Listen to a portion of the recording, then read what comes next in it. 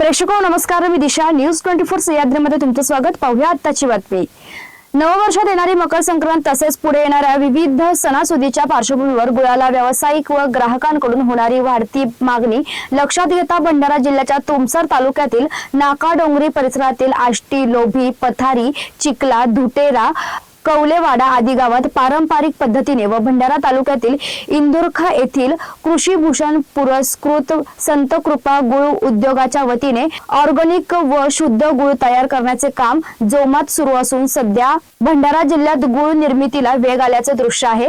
विशेष म्हणजे रासायनिक घटकांचा वापर न करता नैसर्गिक पद्धतीने ऊसाचा रस काढून प्रक्रिया करून तयार होणारा गुळ चवदार, सुगंधी व साखरेपेक्षा गुळ अधिक पौष्टिक असल्याने आरोग्यास पोषक ठरणाऱ्या गुळाला जागरूक ग्राहक प्राधान्य देतात.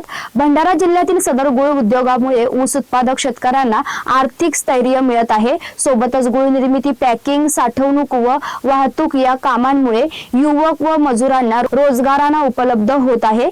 ग्रामीण भागात रोजगार निर्मिती होत असल्याने या गुळ उद्योगाचे सामाजिक महत्त्वही अधोरेखित होत आहे. इंदोरका येथील संत कृपा गुळ उद्योगात तयार होणाऱ्या गुळाची विक्री तालुका, जिल्हा तसेच बाहेरील बाजारपेठेत केली जात आहे. सदर गुळ निर्मिती उद्योग ग्रामीण व्यवस्थेला चालना देणार व पारंपरिक उद्योगांना नवसंजीवनी देणारा ठरत आहे.